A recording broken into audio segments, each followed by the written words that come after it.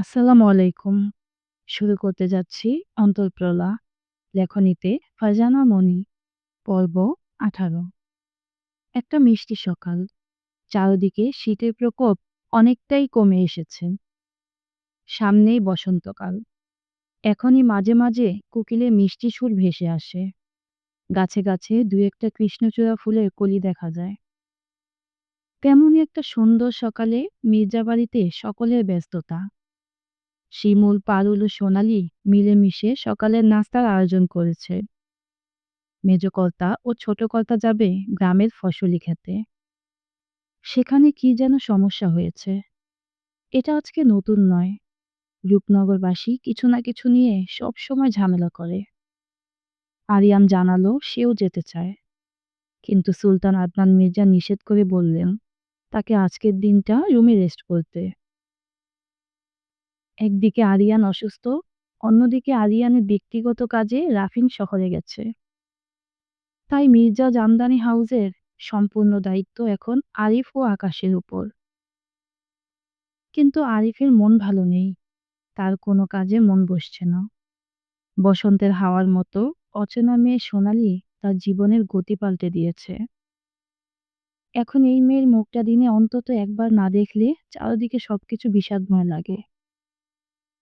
আশা সর্বদাই চুপচাপ থাকা মেয়ে। সে আলোকে সকল কিছুতে সঙ্গ দিলেও তার সাহস বরাবরই কম। সে অল্প কিছুতেই প্রচুর ভয় পায়। যেমন সকাল থেকেই আলোর সাথে ওর ফিসফিস চলছে। আলো চায় স্কুল থেকে ফেরার সময় সোনাদিঘির পাড়ের বুড়ির বড়ির গাছ থেকে বড়ি চুরি করতে। এই বুড়িকে জ্বালাতে তার বড্ড ভালো লাগে। আঁখি ও পাখি ওর কথায় উৎসাহ পেলেও আশা বেশ বিরক্ত। সে এসব রিস্ক নিতে চায় না। কি দরকার শুধু শুধু একটা বুড়ো মানুষকে জ্বালানোর। এখন পর্যন্ত বুড়ির কাছে একবারও ধরা পড়েনি সত্যি, কিন্তু ধরা পড়লে যে বাড়িতে নির্ঘাত বিচার আসবে সেটাও নিশ্চিত।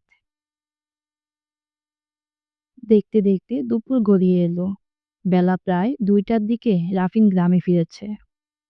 তার সাথে এসেছে রমেশ মণ্ডল নামের একজন মধ্যবয়স্ক লোক।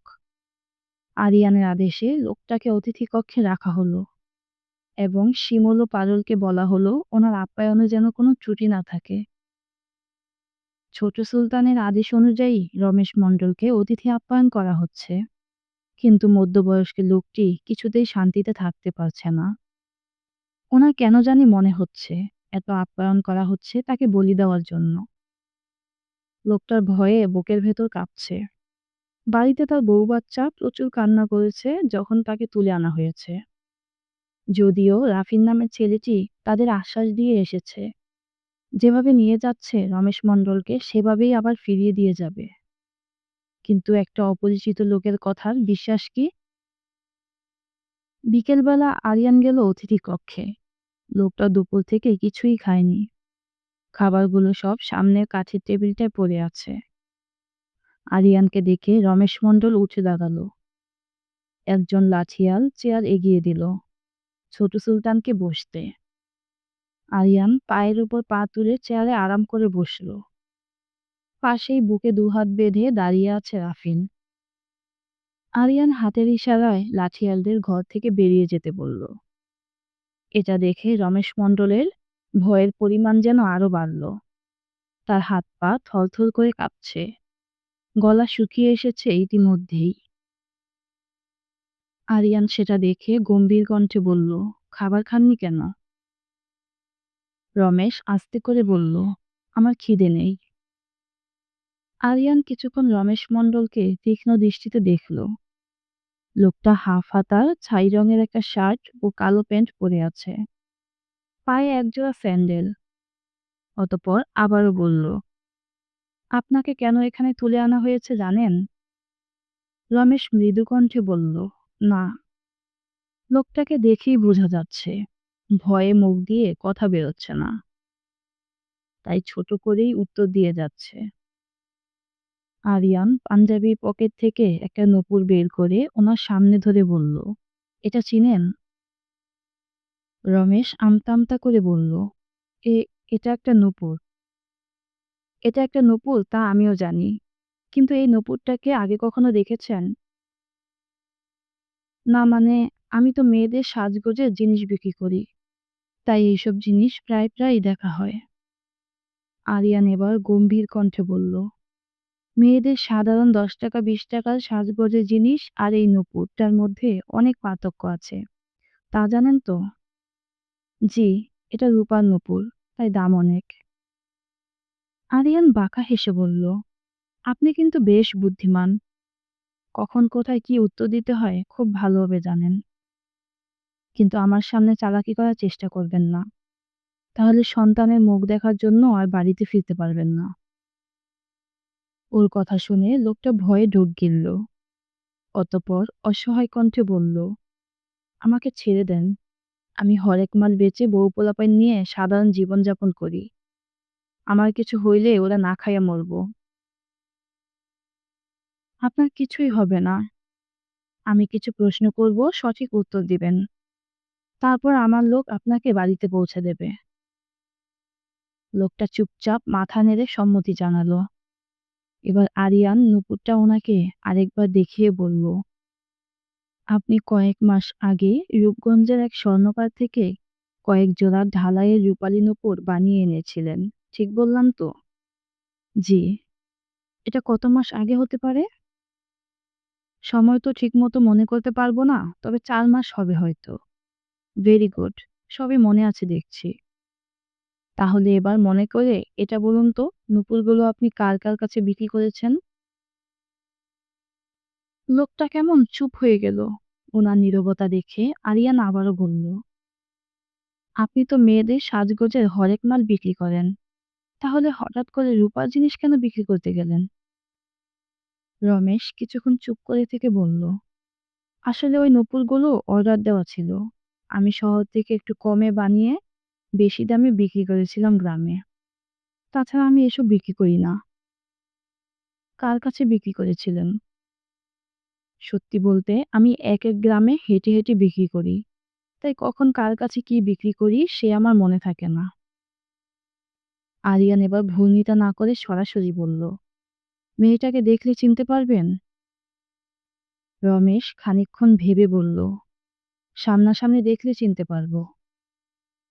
এবার আরিয়ান রাফিনের দিকে তাকিয়ে কিছু একটা ইশারা করল। রাফিন সঙ্গে বেরিয়ে গেল ঘর থেকে।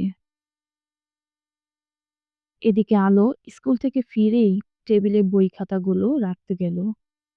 তখনই নজরে এলো ছোট্ট একটা ব্যাগ। সে আগ্রহের সাথে ব্যাগটি হাতে তুলে নিল। সে উল্টো পাল্টিয়ে দেখে কিছু মনে করার চেষ্টা করল। কিন্তু এটা তো তার নয়। তাহলে কে রেখে গেল এটা? আর ভেতরেই বা কি? মেয়েটা কিছুক্ষণ হাতে নিয়ে বসে থেকে ধীরে ব্যাগটি খুলল। ব্যাগের ভেতরের জিনিসগুলো দেখে আলোর তো অজ্ঞান হওয়ার অবস্থা। সে ঝটপট ব্যাগটাকে উল্টো করে টেবিলের উপর ঢালল। ব্যাগের ভেতর থেকে বেরিয়ে এলো ৭ রঙের ১৪ মুঠো রেশমি চুড়ি, তার সাথে ছোট্ট একটা চিরকুট। অতিরিক্ত উত্তেজনায় মেয়েটার হাত পা কাঁপছে। সে কাঁপা হাতে চিরকুটটা খুলল। সেখানে গুটি অক্ষরে লেখা, একেক দিন একেক কালার পরবেন, দেখতে ভালো লাগবে। আলো খুশিতে চিরকুটটা বুকের মাঝে চেপে ধরল। সে আজ মহা খুশি। এত খুশি কোথায় রাখবে? চিরকুট হাতেই গিয়ে দাঁড়ালো জানালার পাশে। রাফিন ভাইয়ের ঘরের জানালা খোলা থাকা সত্ত্বেও ঘরের ভেতর কাউকেই দেখা যাচ্ছে না। কিছু একটা ভেবে আলো মুচকি হেসে হাতে মুঠো লাল চুড়ি পরে ছুটল আড্ডা ঘরের দিকে। রাফিন ভাই শহর থেকে ফিরেছে। এর চেয়ে খুশির খবর আলোর কাছে আর কি হতে পারে? আড্ডা ঘরে এসেই মেয়েটা থমকে দাঁড়ালো। এই তো তার রাফিন ভাই। গম্ভীর মুখে পারুলকে কিছু বলছে। পারুল সেটা শুনেই চলে গেল সিঁড়ির দিকে। পারুল যেতেই রাফিন এদিকে তাকিয়ে দেখলো আলো দাঁড়িয়ে আছে। ওকে তাকাতে দেখে আলো মিটিমিটি হেসে ওড়নার নিচ থেকে হাত দুটো বের করে চুলির টুংটাং শব্দ করে দেখালো। রাফিন নিঃশব্দে হাসলো। তারপর চলে গেল অন্দরমহলের বাহিরে। এদিকে পারুল সোনালীকে নিয়ে এলো অন্দরমহলের বাহিরে। সেটা দেখে সোনালী বারবার প্রশ্ন করলো, পারুল, আমরা কোথায় যাচ্ছি? পারুল শুধু ছোট্ট করে একবার জবাব দিয়েছে, আমরা অতিথি কক্ষে যাচ্ছি। তারপর আর কিছুই বলেনি। ভয়ে সোনালীর বুক দুরু দুরু কাঁপছে। হঠাৎ করে তাকে অতিথি কক্ষে কেন নেওয়া হচ্ছে জানে না সে। তবে শুনেছে সেখানে একজন অতিথি এসেছে, আর তার দেখাশোনা করার দায়িত্ব তো পারুল নিয়েছে। তাহলে এখন আবার তাকে কেন নিয়ে যাওয়া হচ্ছে? পারুল সোনালীকে নিয়ে অতিথি কক্ষের একেবারে কর্নারের কক্ষে ঢুকলো। সেখানে গিয়েই তো মেয়েটার রুহু উড়াল দেওয়ার অবস্থা। চেয়ারে পায়ের উপর পা তুলে বসে আছে সুলতান আরিয়ান মির্জা। তার পাশেই গম্ভীর মুখে দাঁড়িয়ে আছে রাফিন। তাদের সামনেই অপরাধী মুখে বসে আছে একজন মধ্যবয়স্ক লোক।